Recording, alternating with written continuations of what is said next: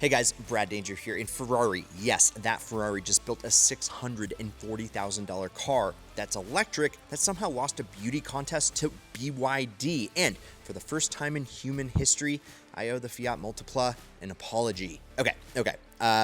This needs to back up just a second, because before we talk about the Luce, we need to talk about what Ferrari actually is and why this car is such a big deal and also such a big problem at the exact same time. You see, Ferrari is one of the last car brands on earth where the badge still genuinely means something. Not just prestige, not just money, meaning. A Ferrari isn't transportation, it is theater. It's a statement. It's a 43-year-old orthodontist in white jeans and driving shoes that has absolutely no business going over 55 miles per hour telling himself, I deserve this, right before his credit score files a restraining order. See, Ferrari has built its entire identity on a very specific formula: screaming naturally aspirated engines, red paint, Formula One heritage, gated shifters, cars so focused and loud and alive that you feel it in your chest. That's the brand. That is the brand. So when Ferrari officially said that they were building their first electric vehicle, the entire car world stopped and paid attention, because this wasn't BMW making an EV. This wasn't Mercedes making an EV. Those brands make everything: sedans, SUVs, vans, golf carts. They don't care. This was Ferrari, a company that's resisted SUVs for decades and still seems mildly embarrassed about the pure sangue. Ferrari making an EV means Ferrari trying to answer the only question nobody in this industry actually knows how to answer yet. How do you electrify a brand that literally runs on sound? Dodge. Yes. How do you replace a naturally aspirated V12, an instrument, a musical instrument, with a battery pack and call it a Ferrari? How do you build an EV that doesn't feel like someone wrapped an iPad in carbon fiber and put a horse badge on it? Well, they answered. This is the Ferrari Luce. Luce means light in Italian, which is poetic. I'll give them that. Because the moment I saw that exterior, something inside me just went very dark. I mean, let's talk about the design for a second, shall we? Because this is where the internet immediately reached into its archive of 2007 forum energy and started swinging heavyweights. Ferrari didn't design this alone. They brought in LoveFrom, the studio founded by Jony Ive. Yes, that Jony Ive, the man behind the original iPhone, the iPod, the iMac G4, the person who made minimalism so influential that an entire generation of tech bros decided a silver rectangle was a personality trait. Ferrari handed him an EV, which on paper sounds incredible, until you remember that the man who removed the headphone jack from the $1,200 phone probably shouldn't be trusted to remove the soul from a $640,000 supercar. Now, technically, the Luce is genuinely impressive. It's 197 inches long, Tesla Model S territory. Its drag coefficient is 0.254, achieved with no active aero whatsoever. They sculpted the entire body purely for airflow. The hood and the windshield blur together into one continuous surface. There are no tacked-on wings, no plastic vents pretending to do something. The shape is the aerodynamics. They even invented and patented a new windshield wiper that generates tiny air vortices so it doesn't disturb airflow around the glass. They patented a windshield wiper. This is either genius engineering or the most expensive possible way to avoid Rain X. The wheels are 23-inch front, 24 rear. Real big. Biggest ever on a production Ferrari. The round taillights are genuinely refreshing and cool. The structure, purity is real. Stop what you're doing, because I have one quick question. Yeah, would you rather take the Supra or the GT350? Your choice, twin turbo power or that 8,000 RPM V8 plus cash. It takes 2 seconds to hit the pinned comment and lock in 100 free entries right now. Good skill. But here is the thing. Here's the actual thing, you guys. This design is not just polarizing. Polarizing means roughly half love it, half hate it. This is more like half are confused, a quarter are lying to themselves, and one guy in Monaco already ordered 3 to match his super yacht's bathroom fixtures.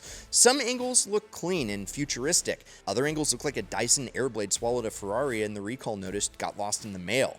Half the internet says it looks like a spaceship. The other half says it looks like what happens when you prompt an AI with Ferrari and Hotel Soap Bar at the same time and hit enter before you're ready.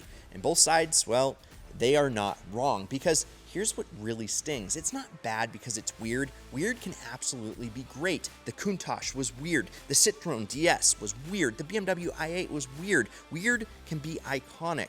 The problem is it doesn't look like a Ferrari. That badge is doing all the heavy lifting. The prancing horse on the front is working overtime, like one tiny Italian gym bro trying to deadlift the entire design department by himself, which brings me to where I must offer a formal public apology. Fiat Multipla. I'm sorry. Yes, we bullied you for 20 years. We called you hideous. We made memes. We acted like you were the automotive equivalent of a cry for help. But you know what? You were ugly with purpose. 3 front seats, incredible visibility. You looked like a frog that had an allergic reaction, but you were completely honest about it. You knew exactly what you were. After seeing the $640,000 Ferrari that looks like a render from a medical device startup, I respect that energy now. I'm sorry, Multipla. Yeah, I wasn't ready for you. Now, here's where everything absolutely flips, because while the exterior is out there fighting for its life in the comment section, the interior is quietly having one of the best moments in modern automotive history. The Jony Ive influence actually works in here. The aluminum finishes, the glass details, the quality of materials, the smooth screen animations. It doesn't feel like a car interior. It feels like someone designed a cabin the same way Apple designs a product. Every element deliberate, every detail considered, even the parts you'll almost never notice. And well, this year, when most cars' interiors feel like they lost a bet to Samsung, Ferrari made a decision that feels borderline radical. Fewer screens. Yes, applause all around. The passenger doesn't get their own dedicated display. The center screen rotates towards them when they need it. That's clean, that's elegant. That's the rare case when less actually is more, because there's no transmission tunnel. It's electric. The Luche fits 5 real seats. 5 in a Ferrari? That's not a typo. Normally, the Ferrari back seat exists for your designer bag or your least favorite child. Now, there's actually usable rear space. Ferrari accidentally built a luxury family EV for people whose families own a vineyard, a private airstrip, and generational emotional damage. The trunk is 21 cubic feet, compact SUV territory, the biggest Ferrari has ever offered on anything. Go big or go home, baby. The interior might genuinely be one of the best ever put in a production road car. Not hyperbole, it's that good. Now, the exterior, ongoing debate. Interior, quiet masterpiece. Got it? Moving. Ferrari fans, well, they were hoping that the Luce would walk into the EV space, stare everyone down and say, remember who your father is. And mechanically, it tries real hard. 4 electric motors, 1 per wheel, all designed and built in Maranello. Front motors spin to 30,000 RPM. Yes, 30,000. That's not a motor, that's a tiny metal panic attack. The technology comes from development tied to Ferrari F80's program and their Formula One work. The pedigree, it's legitimate. Total output, 1,050 horsepower in full launch mode. 0 to 60 in 2.5 seconds. That is legitimately violent. That is, your passenger starts quietly reconsidering their relationship with you fast. But this day and age, electric performance has gotten stupid, like genuinely stupid. We have sedans doing supercar numbers. We have Chinese EVs that launch like they're outrunning tax fraud. A Xiaomi SU7 Ultra can beat it off the line. A Rimac Nevera makes it look like it's buffering. A Lucid Air Sapphire is right there in the same conversation. 1,000 horsepower used to mean Bugatti, race car, or Florida news headline. Now it means your accountant has a sporty lease.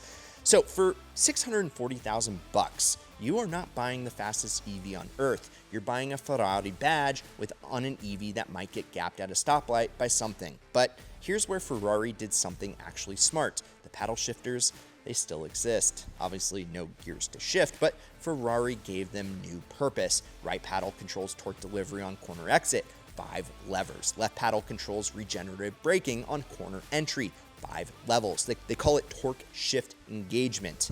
And Ferrari insists it's not a fake simulated gearbox gimmick. It's a genuinely new way to interact with an electric performance car. That matters because, well, the biggest problem with fast EVs isn't speed. It's that most of them feel emotionally flat. You press, you go, you say, wow. Then 5 minutes later, your brain goes, okay, I get it now. Ferrari is trying to give the driver something to manage, something to learn, something to feel. That's the right instinct. That's actually Ferrari kind of thinking.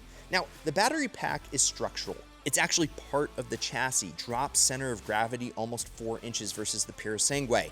Ferrari claims it makes the car feel 900 pounds lighter than it actually is, and handling, they say, is surprisingly close to the 296 GTB, which is my favorite Ferrari ever. Well, not ever, but to drive. And that would be extraordinary if true.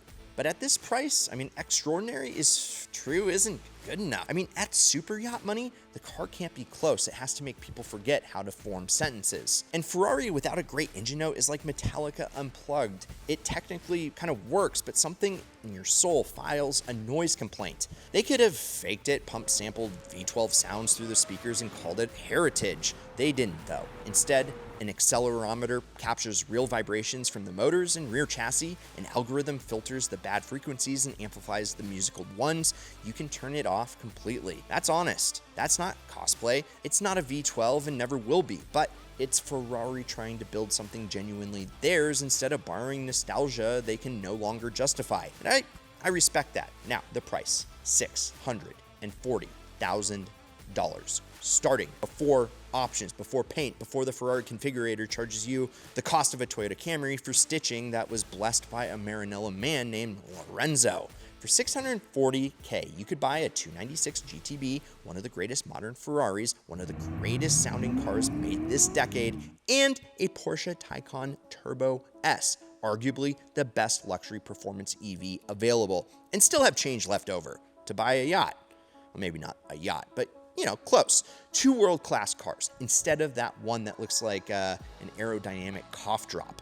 Ferrari does offer real long-term value here though. 8-year unlimited mileage powertrain warranty, battery architecture designed for future cell technology that doesn't commercially exist yet. They're clearly building this thing to last, but that's not a bonus feature at this price. That's the floor. You don't get points for building a durable $640,000 car.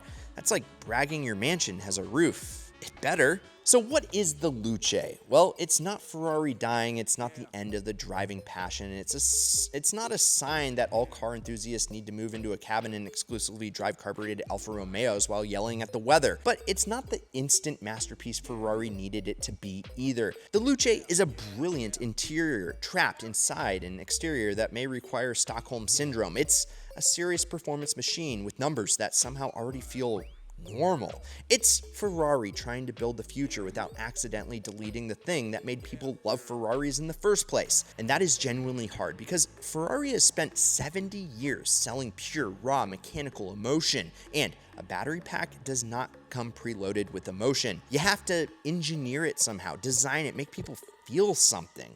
The Luce makes people feel something, mostly confusion, some genuine respect, a little anger, and in my case, the sudden need to apologize to the Fiat Multipla. Ferrari calls this car the Luce, the light. Right now, I'm not so sure it's a beacon pointing towards the future or a warning light telling Ferrari to check what's under the hood. Either way, this is chapter 1 of Ferrari electric era. And if this is what chapter 1 looks like, chapter 2 is going to be either absolutely incredible or we're going to all owe the Nissan Juke a very long, very sincere apology next. Okay, so subscribe so we hit 2 mil before the end of the year and before Ferrari designs an electric SUV that looks like an Nespresso machine with unresolved trauma. Also, check out some of these ideal vids over here and remember to go to winthisidealcar.com. I pinned to it in the pinned first comment to get entries to win my Shelby, my Supra, and $100,000, 100 free right now, days left. I'm Brad Danger. This is Ideal. Love you guys and promise me one thing. Keep living the Ideal lifestyle.